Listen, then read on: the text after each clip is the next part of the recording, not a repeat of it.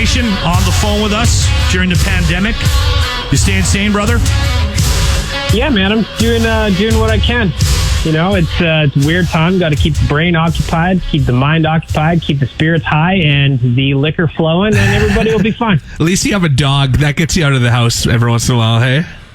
Yeah, even walking the dog, though, is weird, right? Because you'll be walking, and then you approach somebody else, and then they just cross the street entirely, and it's just, I get it, but it's still strange. It is. It's bizarre. We did a topic the other day about what are people looking forward to when this is all over, and one came in and was like, I just want to go shopping normally. Like I don't want that awkwardness of the shopping experience right now. And he had a good point, because everyone is like a little on edge and a little up to. I understand it. I'm not judging anybody, but it's uncomfortable in that situation, right? It's just stuff you have to do around people. And the looks you get when you don't follow the grocery store arrows because you didn't know that was the thing. Yeah, they're starting to do that now, where you have to go down one way, right? In the aisles? Up and down, yeah. What, you guys don't do that? I pay attention. Yeah, look down. There's a whole world down here. I just noticed it this week. I've been doing it, but it's really awkward when it's like the one thing you want is at the end of the aisle that you're near, and you got to go around the other aisle and down to get it.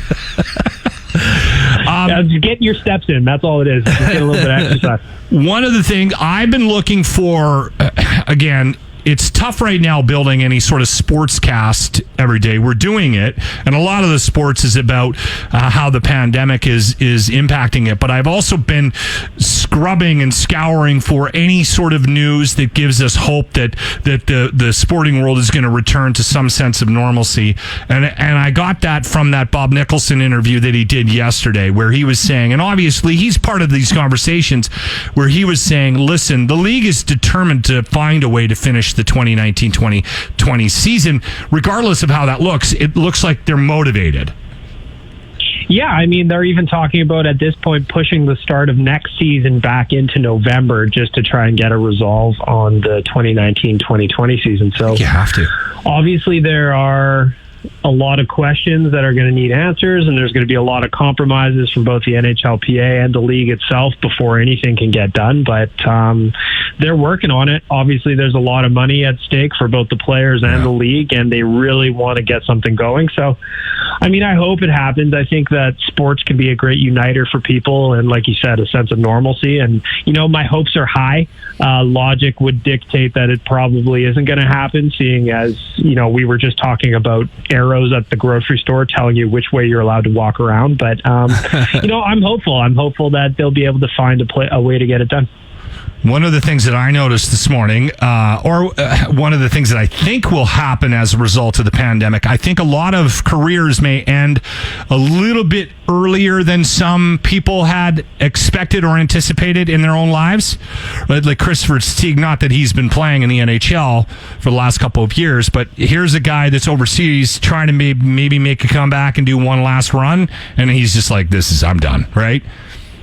Yeah, I mean, it's the same kind of thing that happens when, you know, there's a lockout or something like that. You always have some good players that are retired. And you're like, oh, wow, that's unfortunate that his career had to end this way. But, I mean, I think that goes for a lot of people. There's a lot of people that what they were doing 2 months ago is no longer what they're doing right now. And it's just a matter of trying to maintain, I guess. It's going to be interesting to see how many of us that are working from home right now go back into a regular routine when this is all over too. Yeah, it'll be 10 o'clock and people will be reaching for a beer at the office. Hey boss, can I do this here? I was doing it at home.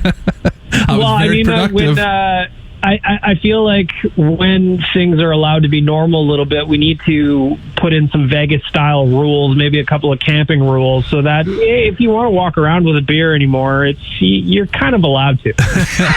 The Oiler players as well, credit to them, they donated $100,000 to COVID-19 support in Edmonton, so that's good. Important to recognize them for that, I think. Yeah, I mean, Connor McDavid did a conference call that they all have been doing, and he talked about how important it was for the players to give back to a community that's hurting right now. So it was a nice gesture from them. It's always interesting to me when athletes or just anybody that's rich in general makes a donation, and the other side that comes out saying it wasn't enough or they waited too long. I thought that was interesting. Yeah. I thought it was a very kind gesture. I thought it was good on them, and I was happy to see them do it. I think part of the issue is people are not really sure what to do right now. How do you give? I mean, there's small businesses, there's the frontline workers, there's, you know what I mean? Like, it's not one thing, right? It's not like cancer and we can just throw towards the research for it. This is a little bit more involved, and there's tons of people that are being impacted.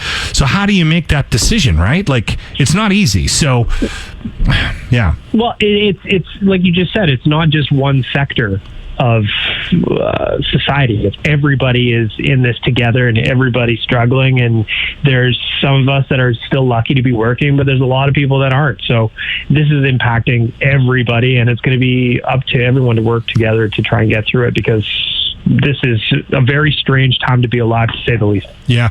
We will continue to call you, Baggedmilk. We feel we feel the need to keep you sane. Yeah.